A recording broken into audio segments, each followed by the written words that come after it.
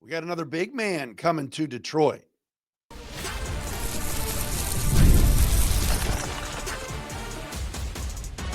You are Locked On Lions, your daily Detroit Lions podcast.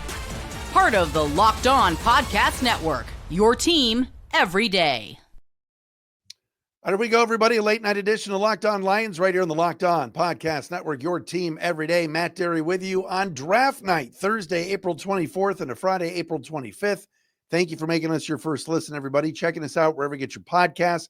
And, of course, subscribing and watching us for free on our Locked On Lions YouTube channel. Thank you to our everydayers that are out there that check out the show daily. We appreciate you. Locked On Lions today brought to you by LinkedIn. LinkedIn Jobs helps you find the qualified candidates you want to talk to faster. Post your job for free at linkedin.com/LockedOnNFL. Terms and conditions apply.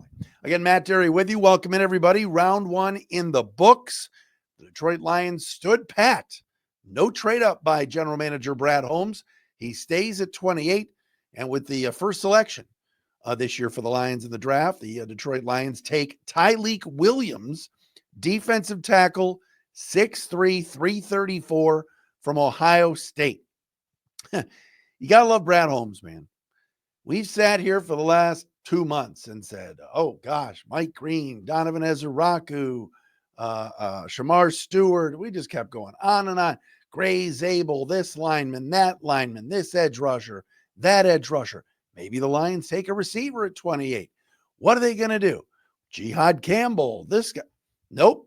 At 28, the Lions take a guy that, yes, he made a top 30 visit here. Yes, the Lions met with him at the Combine. Tyleik Williams is a big, big man. Quiet, unassuming, and comparable. And Brad Holmes just said it. Very comparable to Alim McNeill. A defensive tackle, nose tackle type, a big guy that can stop the run, is tough, is instinctive, and the Lions were blown away by him at the Combine and their interview with him. And as well, Brad Holmes said he checked every box in their interview with him in Allen Park.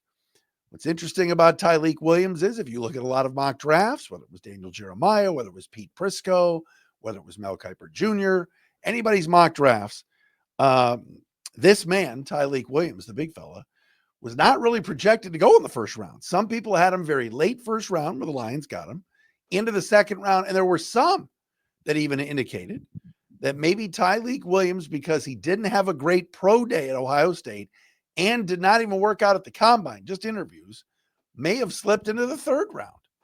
But yet, he was the highest graded player left on the board.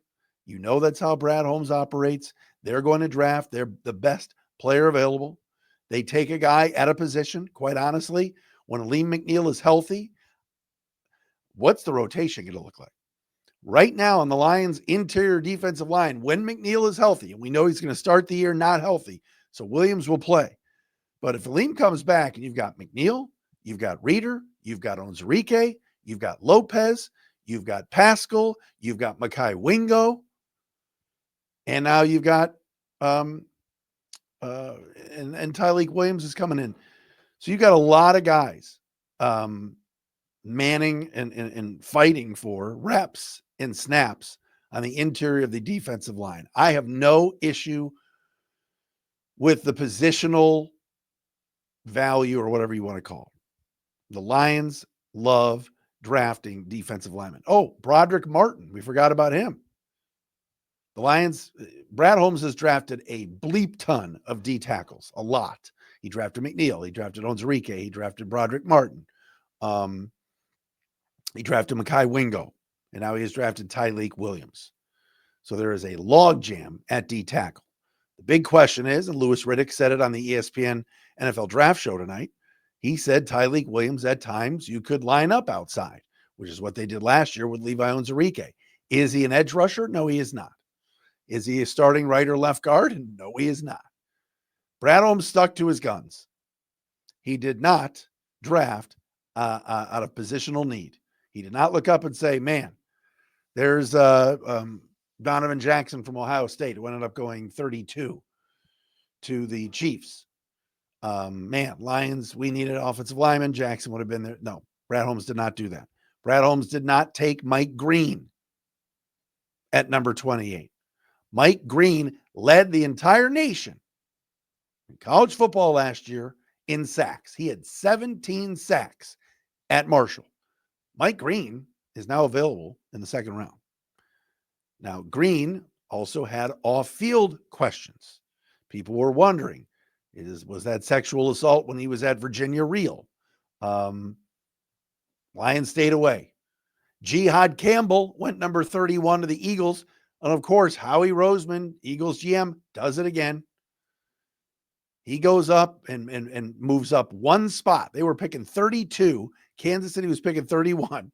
And Howie Roseman sent a late round pick and pick number 32 to Kansas City just to make sure that he got ahead of the Chiefs for Jihad Campbell, the do everything linebacker that can rush the passer, that can play off the ball.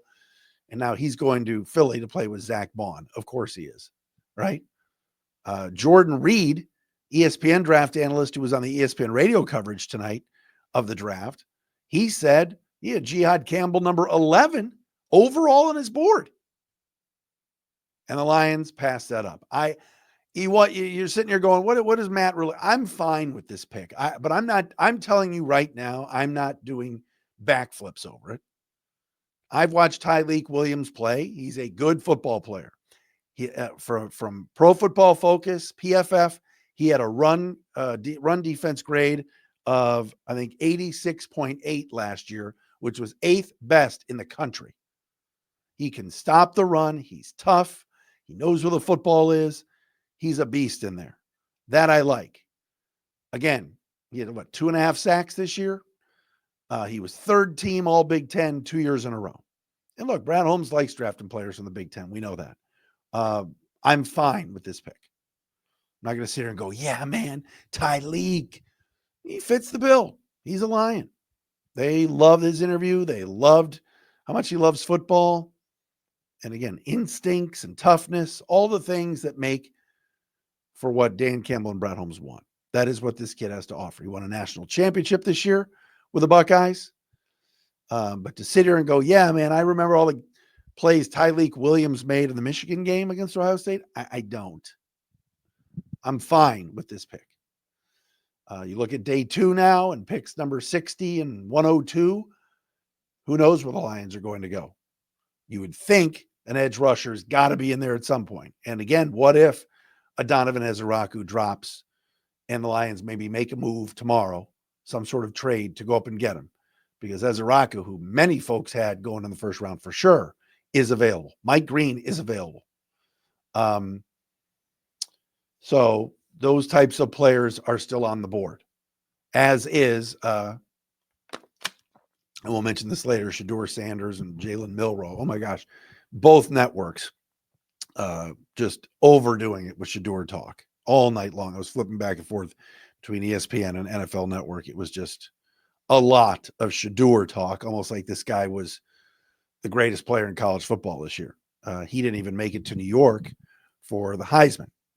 He's fine. He was very good at Colorado, him and Travis Hunter, but geez, his last name was Derry or Smith or Rogers. Would he have been, as hyped up?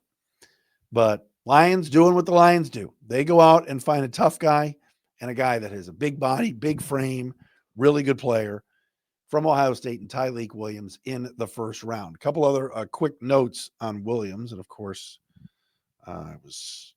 I lost it here. Totaled 136 tackles, 28 TFLs, 11.5 sacks, and 10 passes defended at Ohio State. He originally committed to play at Alabama. And then when Bama got a kid at his same position in that recruiting class, it was ranked higher than Williams. Williams ended up decommitting and going to Ohio State. He tied for the team lead this year with last year with 10 tackles for a loss. Third team All Big Ten 2 years in a row. 79.2 overall PFF grade this year. Like I said before, 88.6 run defense grade, which is good for 8th best in the country. So Tyleik Williams is the newest Detroit Lion, a massive logjam right now at D tackle. And you have to wonder, are the Lions going to cut DJ Reader? What is he making? He's making 10, 11, 12 million dollars this year. Pretty big money. Pretty sort of a disappointing year this past year.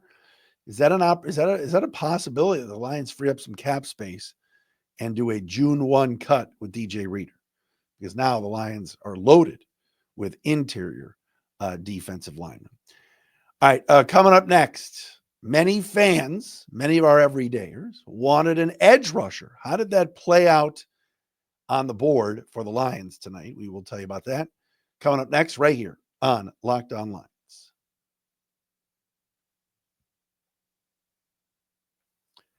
And Locked On Lions tonight brought to you by Monarch Money. Ever check your bank account and wonder, where did all my money go? Between dining out, online shopping, and entertainment, it's easy to lose track.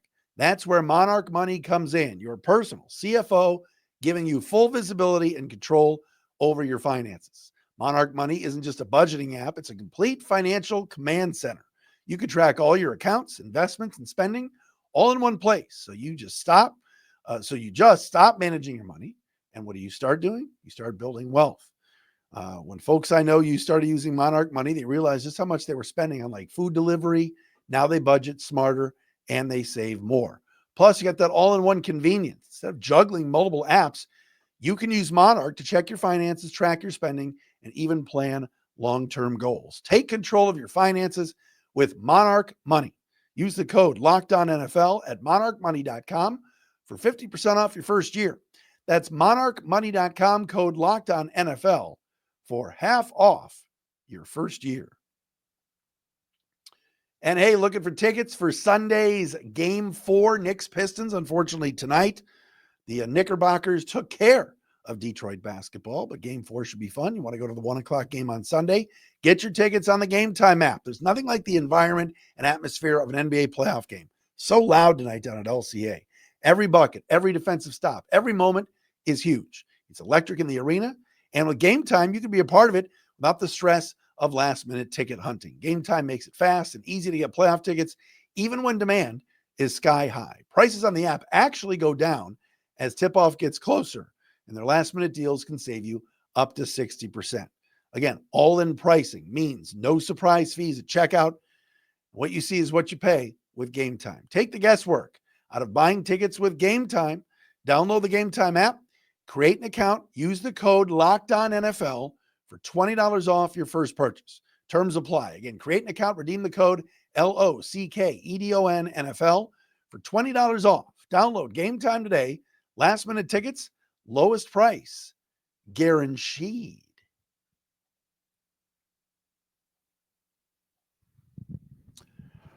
All right, back on Locked On Lions right here on the Locked On Podcast Network, your team every day. Matt Derry with you. It is draft night. Thank goodness we made it. We are here. Cute attempt by the Green Bay fans. They did a nice job. They packed the place. They show that overhead view of the fans in the theater. They had some fans at Lambeau Field and all around the stadium, but nothing compares to I sound like Sinead O'Connor. Nothing compares to you. I was almost saying. Nothing compared to Detroit last year. Sorry. But it looked like a nice event tonight in Green Bay. The Packer fans went crazy when Matthew Golden got picked. What's with these guys coming out in sunglasses at night? Come on, man. Let's see your eyes. Let's see how excited you are. Anyway, tonight, the Lions, of course, taking Tyleik Williams from Ohio State. They're back at it with 2 selections tomorrow. Round 2, number 60. Round 3, the comp pick for Aaron Glenn getting a head coaching job at number 102. You have to have the notion and a feeling, though, that Brad Holmes might be moving on up to maybe get that edge rusher or even offensive lineman guard tomorrow in the draft. As far as how the board went tonight, what was interesting about the edge rusher spot, and look, we're never going to know what Brad Holmes is not going to tell everybody, oh, this is what I thought of this player, or this is what I thought of that player. But if you saw it tonight, the Atlanta Falcons did something that I thought was absolutely outrageous. So the Rams were sitting at 26. The Falcons apparently really wanted Tennessee edge rusher James Pierce Jr. We've talked about Pierce on the pod. We've talked about questionable culture fit. It's all this stuff. The Falcons traded up from, I believe it was like 46 to 26 or 43 to 26, and gave up a first-round pick next year to get James Pierce at number 26. If that was considered the edge rusher that the Lions were considering, and maybe the Falcons figured, we better grab Pierce before Brad Holmes does at 28, that was a heavy, heavy haul for Atlanta to be giving up to get James Pierce Jr. And the Rams now have like 3 first-round picks next year after making that move. But that was an interesting move to move up to take Pierce. I mentioned before, Mike Green led the country in sacks last year. Still on the board. Lions decided not to grab him. Donovan Ezeraku is a guy that everybody said was an unbelievable culture fit, a great guy, tremendous speed. He was still on the board and is still on the board. Same with Nick Scorton, the very talented edge rusher from Texas A&M. This draft went a little bit, I'm not going to say wonky, but certainly the New York Giants moving up to get Jackson Dart kind of threw the draft off a little bit at number 25. And look, as far as the edge rushing situation goes, there are still plenty of very good football players on the board for Detroit going into tomorrow. And again, if they like Ezeraku, and again, we're on pick 33 starting tomorrow with the Browns, and all the talk's going to be Shedeur Sanders at 33 because the Browns need a quarterback. That's out there.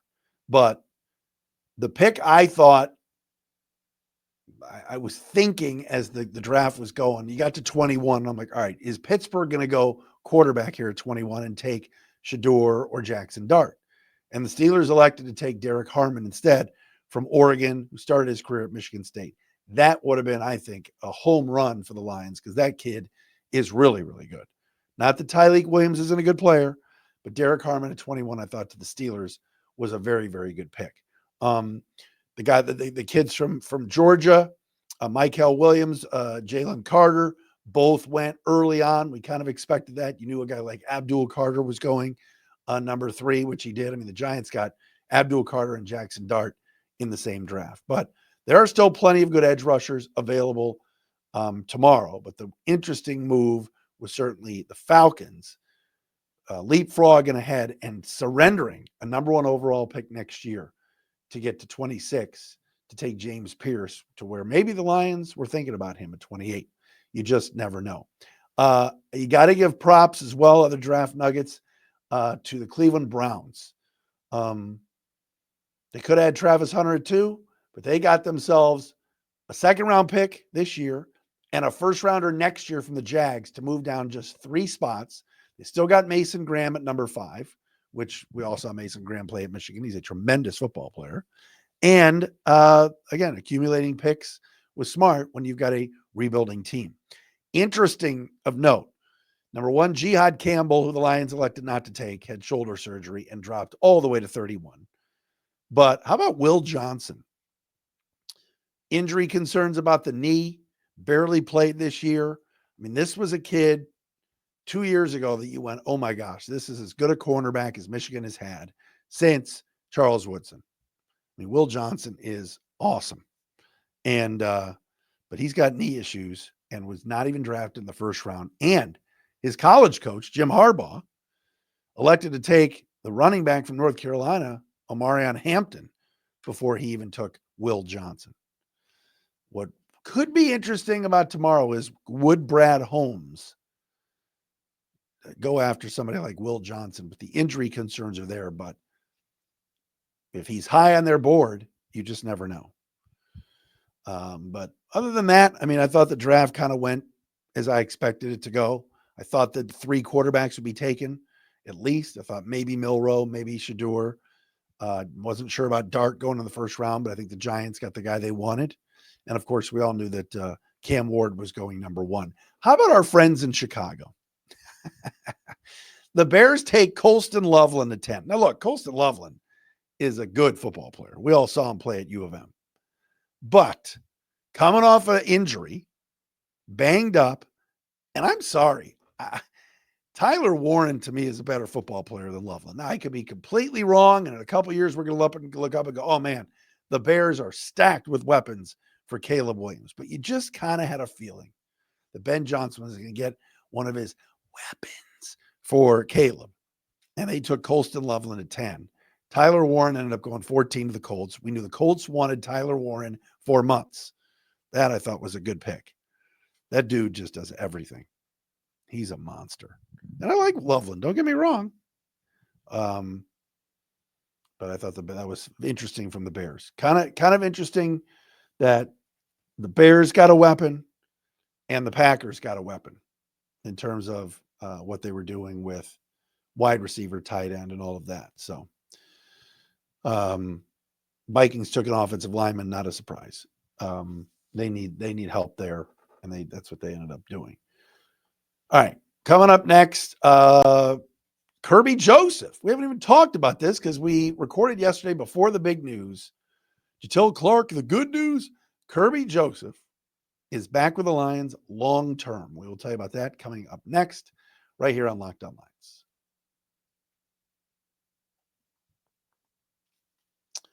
Told you before, Locked On Lions brought to you by LinkedIn. As a small business owner, your work doesn't end when the clock hits 5.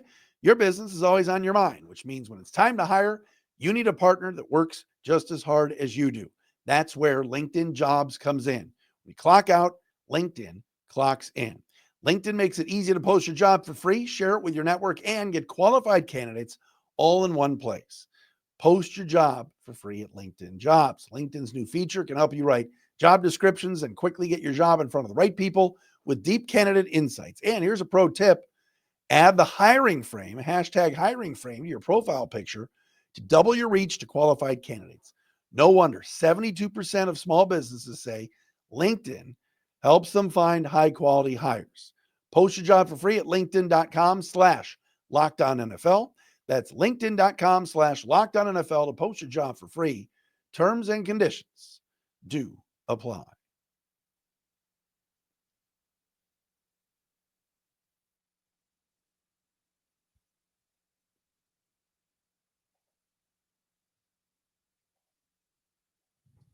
There's nothing like a late night frozen screen for a second here on Locked On Lions. Thanks for checking us out, everybody, on draft night.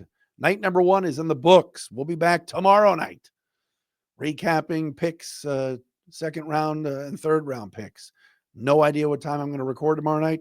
I'm sure my wife will be thrilled with it. But regardless, hope everybody is doing well and enjoyed the draft tonight. I know everybody watched the Pistons game too, which sucked because the Knicks won, but man, Karl Anthony Towns had some game tonight for the Knicks. All right.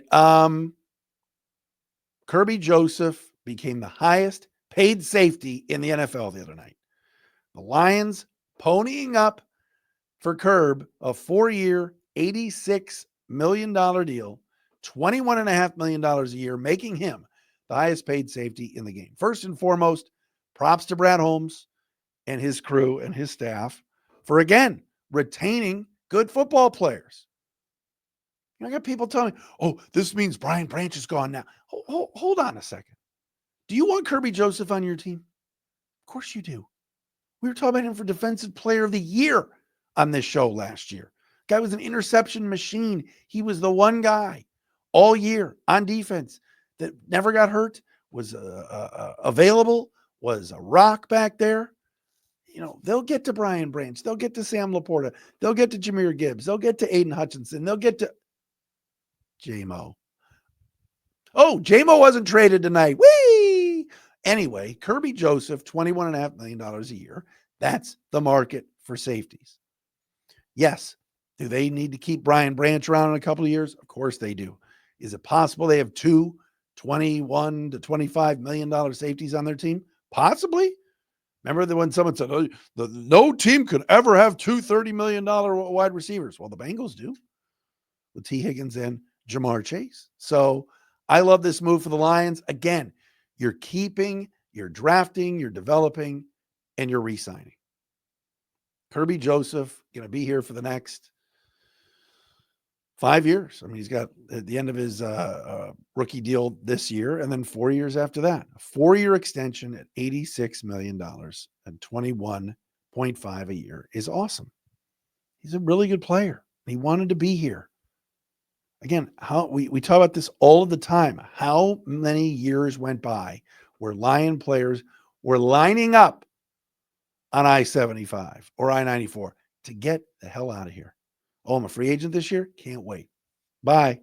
Get me out of here. There were guys like Glover Quinn and others back in the day when they were playing for Matt Patricia that wanted out while they were under contract. Lions keeping one of their own and one of their very, very good football players. So I love this move. I was excited to see it. Lions getting that done before the draft. And now focus will be on, next 2 days of the draft, but also an Aiden Hutchinson extension. That has got to be the next one on the list here. By the way, and I mentioned before about the Jameson Williams trade rumors. Did you see the Lions social media Thursday or Wednesday? Voluntary workouts. Voluntary. There's J-Mo there being pictured, running routes, smiling. It's all good. He's not going anywhere yet. Now, there were a lot of rumors about a trade tonight, but that did not happen. All right, everybody. Thanks for making us your first listen and checking us out here on Locked on Lions for a Thursday night and a Friday morning edition.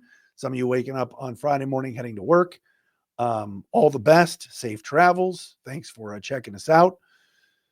Wherever you get your podcasts, and of course on our Locked on Lions YouTube channel. If you want to be our call of the day, you can do so at speakpipe.com/Dery, D-E-R-Y, podcast page. That is a speakpipe.com/Dery podcast page. Got to give a quick shout out to one of our everydayers, Turner Batdorf's Mama Batdorf. Big art show this weekend.